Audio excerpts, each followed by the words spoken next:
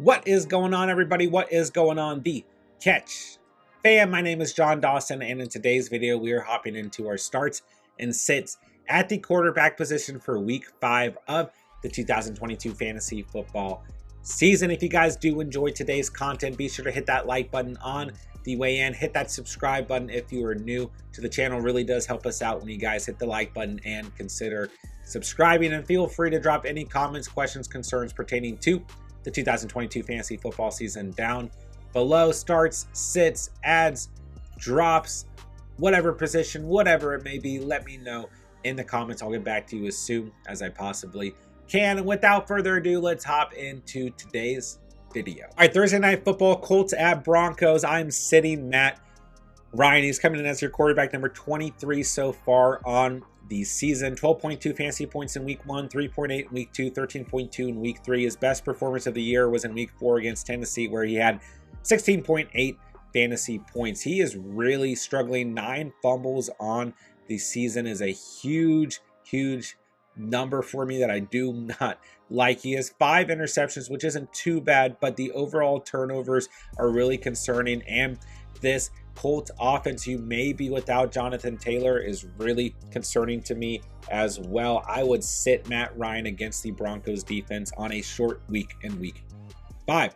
Russell Wilson, on the other hand, I told you guys week 4 was a huge pivotal week for me in regards to how I look at the Broncos offense, and 27.4 fantasy points was very promising for Russell Wilson and company. Wilson had 17.8 fantasy points in week 1, 12.6 in week 2, 9.6 in week 3, and then 27.4, like I said, in week 4. 237 passing yards, 2 scores, and a rushing touchdown against the Raiders. Courtland Sutton was involved, as he has been all season, but Jerry Jeudy finally got involved again. Although Javonte Williams went down for the year with a knee injury in this game, I still think that the Broncos defense is turning the right corner. The Colts just do not look like a complete team, and I think that Russell Wilson is another solid start moving into week 5. All right, Giants at Packers. I know that Daniel Jones had a good week against the Chicago Bears in week 4, but really those 2, rushing touchdowns, if you take those away, the stat line is not as pretty and pretty typical to what we've seen on the year, although he did not turn the football over in this game, right? It has been nice to see him involved in the rushing attack in week 4 with 68 rushing yards and week 3 with 79 rushing yards, but at the moment, Daniel Jones is considered day-to-day with an ankle injuries, so we definitely need to keep an eye on that, right? If you're in a super flex league, a double quarterback league, I don't hate Daniel Jones, who's coming in as quarterback 13, but A, the injury is there, and B, the Green Bay Packers defense is pretty good overall. So I would consider sitting Jones if you do own him in a super flex or double quarterback league. And I think for the rest of you fantasy managers, he's undoubtedly a sit moving into week 5. Aaron Rodgers, on the other hand, had his best fantasy performance of the season, although not by much, in week 4. He is still coming in with a capped ceiling. This offense is just not what they've been in the past. And week 4, he did throw for 250 passing yards and 2 scores, but that's it, right? I mean, an interception in this game as well. On the season so far, he has 3 interceptions to 6 touchdowns, and he has 2 lost fumbles and just 935 passing yards. So overall, it just looks like his fantasy performance is going to be capped. But I'll say this much, guys. If Aaron Rodgers is your only quarterback, he's still fine as a start because the Giants defense has not looked great, and the upcoming stretch is good for the Green Bay Packers, and we should definitely get a taste of if Aaron Rodgers is going to turn it back on in 2022 or not. He gets the Giants in week 5, the Jets in week 6, and the Washington Commanders in week 7. So I still think you hold out hope for Aaron Rodgers and some of those higher ceilings we saw basically all of last season. But if he does not perform in these next 3 weeks, we're definitely going to start to hit the panic button on Rodgers. But for now, heading into week 5, he's a start for me. All right, Lions at Patriots, guys. Jared Goff, after a 34.2 fantasy performance in week 4, is your quarterback 5 in fantasy right now. 15.5 fantasy points in week 1, 26.4 in week 2, 14.8 in week 3, 34.2 in week 4. He gets the New England Patriots, who played pretty well overall against Aaron Rodgers and company in week 4 after giving up a lot of points in week 3 to Lamar Jackson and company. So I like Jared Goff this week. I think he's a very solid. I put him down as a flex. I meant to put him down as a streaming option. You're in super flex. He's a great flex, but that's my mistake there. Overall, I do think at this point in the season, I talked about this in the waiver wire video, you need to be rostering Jared Goff in a majority of fantasy leagues. He's rostered in 51% of fantasy leagues at the moment. I think that'll change heading into week 5, and I think that is a change for good reason. Listen, in week 4, he was without DeAndre Swift, Amon-Ra St. Brown, and DJ Chark, and he's still got it done. And really, you can say what you want about Seattle's defense, but they've been playing pretty well on the season. Him and Josh Reynolds had a lot of good chemistry. Him and TJ Hawkinson had a lot of good chemistry. And I think the chemistry with those two pass catchers, added with Amon-Ra St. Brown coming back and DJ Chark coming back, only makes this Lions passing attack feel more lethal. And Jamal Williams, whether DeAndre Swift is there or not, is running the football in excellent fashion. So I still have faith in this Lions team. They might not be winning every football game, but they're giving us reason to start them in fantasy football and giving us reason to like this offense as a whole. All right, I'm sitting the Patriots quarterbacks. I don't know if it's going to be Mac Jones. I don't know if it's going to be Brian Hoyer. I don't know if it's going to be my guy Bailey Zappi. But even against a Lions defense that's been pretty vulnerable on the season, they're going to be sits for me. This situation at the moment is way too much of a question mark at the time that I'm recording this. And even if Jones is healthy or Hoyer is healthy, outside of deep double quarterback leagues and maybe super flex leagues, I don't think you're considering starting either Patriots quarterback, or any of the three, I should say, moving into week 5. All right, Chargers at Browns. Justin Herbert is leading the league in passing yards. He's your quarterback 7 overall at the moment. A down week in week 3 against Jacksonville at 12.5 fantasy points, but he bounced back against Houston with 21.1 fantasy points, 340 yards through the air, and 2 scores. He gets Cleveland in week 5. I like this matchup. You guys know I'm a huge fan of Justin Herbert. Like I said, he's playing good football. He's been playing through injury, and this Chargers offense hopefully will get Keenan Allen back, which could give Herbert and the Chargers passing game a little bit of an uptick as well. I think for a majority of fantasy managers, Jacoby Brissett continues to be a sit. 15.9 fantasy points in week 4. We really haven't seen him do anything more than 17.9 fantasy points on the season, so I just don't see any reason to start him, even going up against a Chargers defense that's been pretty vulnerable on the season. I think for a majority of fantasy managers outside of double quarterback super flex leagues, he is going to be a sit moving into week 5. All right, Texans at Jaguars. Davis Mills continues to be a sit for me. No more than 14.8 fantasy points in any game this year. The turnovers have been a little bit of an issue. 5 touchdowns to 4 interceptions, 4 fumbles on the season. The Texans offense just does not look great, and Jacksonville's defense has been humming, man. I know they didn't play great against Philadelphia Eagles in week 4, but the Eagles are playing incredible football, so I wouldn't read too much into it. The Jaguars defense gonna have a good day. Davis Mills is a sit for me moving into week 5. Trevor Lawrence, an awful fantasy performance in week 4 against the Philadelphia Eagles. 2.6 fantasy points, only 11 completions, 174 passing yards, an interception, and 4 lost fumbles. He did have 2 touchdowns in this game. Listen, the game script was bad. The Eagles defense is playing phenomenal, and this was a heavy rain game. I think Trevor Lawrence bounces back. I talked about this in the waiver wire video.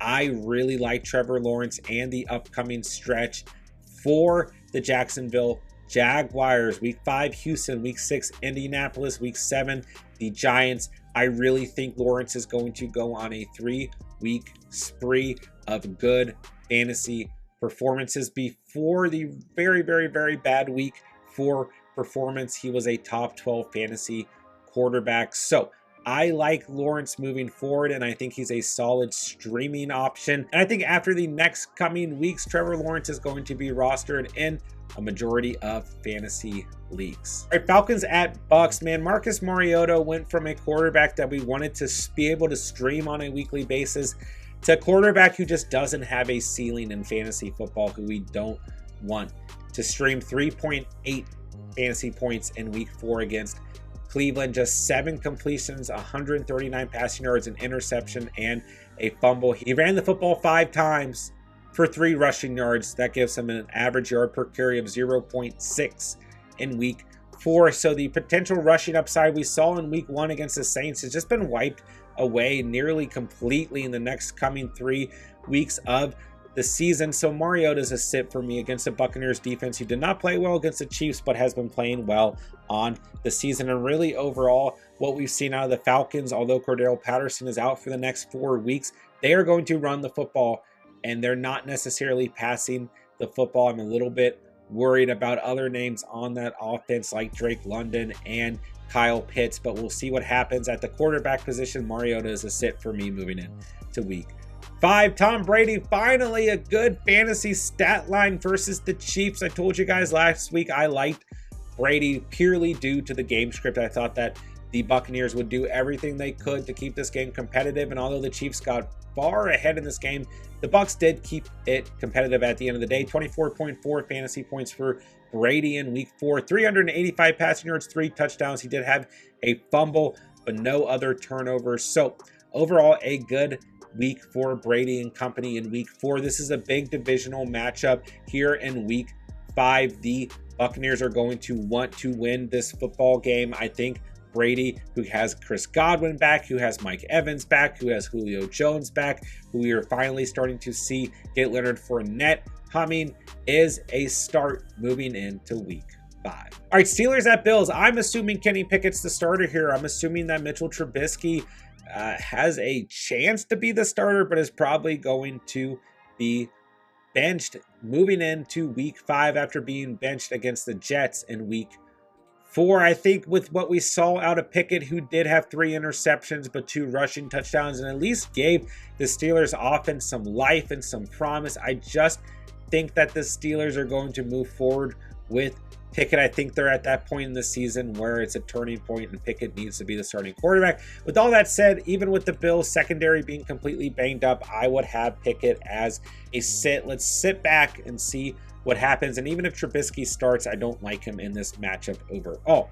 Josh Allen, on the other hand, is your quarterback 2 in fantasy at 23.5 fantasy points against Baltimore in week 4, 213 passing yards, a touchdown, an interception, and 1 rushing touchdown, including 70 rushing yards on the ground. I don't care if he's playing the 1985 Chicago Bears with half of the 2000 Ravens combined into a super team. Josh Allen is in your starting lineup week in and week out, especially here in week 5. All right, Dolphins at Jets. I would sit Teddy Bridgewater, but if you're in a bad enough position, you can consider streaming him. Like, I've got Zach Wilson as a streaming option. Really, with what we saw out of Bridgewater, who was thrown into Thursday Night Football against the Cincinnati Bengals, he did play okay. He didn't play awful football, but I just think the overall ceiling from a fantasy perspective is capped moving into week 5, even against a Jets defense that is not too entirely great. Zach Wilson made his debut for the season in week 4 after dealing with a knee injury suffered in the preseason. 18 completions, 36 attempts, not the greatest completion rating there, but 252 passing yards, a touchdown, and 2 interceptions. Still netted you 20.7 fantasy points, and he led the Jets, most importantly, to a come-from-behind victory in week 4. Miami's defense is much better than Pittsburgh at the moment, and the Jets do have Miami, Green Bay, Denver, New England, Buffalo coming up. It's a tough stretch, but I do think that Zach Wilson is a quarterback we can consider streaming with what we saw in week 4, but just kind of tamper your expectations in terms of a ceiling, because like I said, it's a tough stretch coming up. A lot of good defenses he's going to face, but if you're in a bad enough position, I do think you can consider streaming Zach Wilson moving into week 5. All right, Bears at Vikings. Man, Justin Fields just does not look like the quarterback we were hoping he was going to be. No more than 14.6 fantasy points on the season, and that was week 1 against the Niners in the rain. That was his best fantasy performance of the season. Week 2, 8.8 fantasy points. Week 3, 4.9. Week 4, 9.1. There's just nothing to see here through the air. He has not thrown a single touchdown since week 1. He has thrown 3 interceptions in that time span. He has fumbled 4 times in that time span. He has rushed for 1 touchdown in that time span. I will say he has 147 rushing yards on the ground. That is the only small glimmer of hope here. I just don't know if Justin Fields is going to be a quarterback in the NFL. I don't know if the Bears are going to be able to stick with them, at least the way things have looked through the first 4 games of the season, but it's a small sample size. I hope that he can get it turned around. I'm still a fan, but through the air, Fields does not look like he's got it. He's a sit for me, and I would consider streaming the Vikings defense this week. On the other hand, Captain, you like that? Kirk Cousins is coming in as your quarterback, number 15. He's a streaming option against a Bears defense. That's not awful, but not great. They're much better up front than they are in the secondary, so I do think there's a good chance for players like Justin Jefferson, Adam Thielen, KJ Osborne, Irv Smith to have a decent day overall with Kirk Cousins, undoubtedly. So I like Cousins, but I just think the ceilings have been bad this year through 4 games for Cousins. 19 points in week 1, 18 in week 3, but outside of that, 10 points in week 2 and 13.9 in week 4. So this is one of the better matchups he's had on the year against the Chicago Bears, but I just am not in love with Cousins on what we've seen on a consistent basis. I think guys like Jared Goff or Trevor Lawrence might give you a higher ceiling. So while Kirk Cousins has mainly been a start throughout the season, he's kind of getting downgraded for me into a streaming option moving into week 5. All right, Titans at Commanders. Ryan Tannehill is your quarterback, number 19 thus far on the season. It's a good matchup. Listen, I'll say this much. I've got Tannehill and Wentz as sits. I don't like either of these quarterbacks, at the moment whatsoever. But at the end of the day, like, this is a decent streaming game because both these defenses are not playing good football. Carson Wentz has 6.6 fantasy points in week 3, 9.3 in week 4.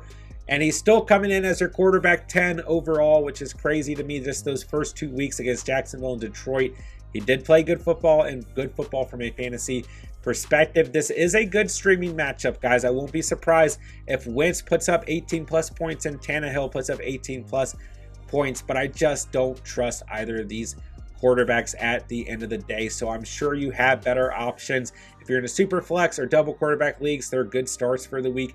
Outside of that, there's probably better options out there, like a Goff, like a Trevor Lawrence, that I have more faith in personally. So I think for the majority of fantasy managers, Tannehill and Wentz are sits moving into week 5. All right, Seahawks at Saints, guys. Geno Smith is your quarterback 9 in fantasy football right now. He had 31.7 fantasy points in week 4, 320 yards through the air, 2 touchdowns, 49 rushing yards, and no turnovers against the Lions.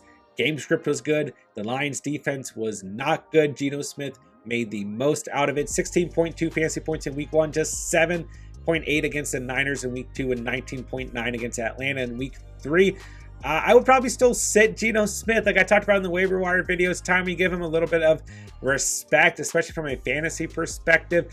But I would still sit him against the Saints because I think there's better options out there. I don't think he's really a streaming play just because the Saints defense isn't going to allow that. But keep an eye on Geno Smith this week, man. If he does perform well in this game, he gets Arizona, the Chargers, the Giants, and Arizona again. It's a pretty good stretch, and a stretch where Geno Smith could be productive. Like I said, let's give him some props for the first 4 weeks of the season. He's quarterback 9, and he had 31 fantasy points in week 4. So let's give my boy Geno Smith some props. Listen, I would sit the Saints quarterbacks. I've got them as a sit because I just don't know at the time I'm recording this. Is Jameis Winston going to be healthy? Is he going to be ready against the Seahawks in week 5? And if he's not, I don't like Andy Dalton, who had 12.7 fantasy points against Minnesota, and I would not trust, starting Taysom Hill. If you're able to do that in your fantasy league, maybe as a tight end, you could get some production there if Dalton is the true starter in week 5. But if Winston's ready to go, yes, it's a good matchup. Winston hasn't been a very consistent starter for the Saints from a fantasy perspective, so I would probably continue to sit Jameis Winston if he is healthy moving into week 5. All right, Niners at Panthers. I'm sitting both quarterbacks in this matchup. At the time I'm recording this, Monday Night Football has not been played, so I don't know how Jimmy G has fared in week 4. It is a tough matchup overall against the Rams. At the same time, the Rams have not been very good against opposing receivers and through the air outside of Jalen Ramsey, so there's a chance Jimmy G is a solid stat line tonight, but I don't see a crazy high ceiling. I just don't like this matchup. Niners at Panthers, it just feels ugly, man. And speaking of ugly, Baker Mayfield has been absolutely awful. After a decent week 1 against Cleveland, he has just been bad. 12.3 fantasy points in week 2, 10.7 in week 3, 6.8 in week 4. But even if we remove the fantasy aspect here, he is not playing good football. 747 passing yards, 4 touchdowns to 3 interceptions, 40 rushing yards, and a touchdown on the ground. 6 fumbles on the season. He has 117 passing attempts to 64 completions. Just 26 fantasy points so far on the season. That is very, very bad. It looks like the Panthers are sticking with Baker Mayfield in this matchup. I do not like this matchup for Baker. Then he gets the Rams in week 6, then Tampa Bay in week 7. We could definitely see a quarterback change coming sooner rather than later for the Carolina Panthers. All right, Eagles at Cardinals. I like this game script. I like this matchup. I know Philly's been playing very good football defensively, but I like both quarterbacks in this matchup. Jalen Hurts is your QB3 at the moment, even with a down performance in week 4 against Jacksonville in the rain. 15.9 fantasy points, but it does not matter. Jalen Hurts, way too high of a ceiling. You are starting him on a week-to-week basis. This offense looks great. As long as everyone stays healthy, there is no reason whatsoever to even start to consider to sit Jalen Hurts. And he is definitely a start for me moving into week 5. Kyler Murray is your quarterback 6 overall in fantasy right now. A good performance in week 4 against Carolina. 22.8 fantasy points, 207 passing yards, 2 touchdowns through the air, an interception, a rushing touchdown, 26 rushing yards, and a fumble. I mean, this is just a typical Kyler stat line, and he started off slow, but he got it done by the end of the game. Like I said, quarterback 6, there's really no reason to consider sitting Kyler Murray unless you're rostering 2 quarterbacks, and don't get too panicked on a Sunday afternoon with Kyler Murray as your starter. Similar to what we saw out of Jalen Hurts last year, Kyler might start a little bit slow and be frustrating, but generally by the end of the game, he is giving you a solid fantasy stat line, and I do think he's a start against a stout Eagles defense due to what I think will be a good game script here in week 5. All right, Cowboys at Rams. I'm going to sit the Cowboys quarterbacks. I don't know if we're going to see Cooper Rush or if Dak Prescott is going to be ready. He's eyeing a week 5 return.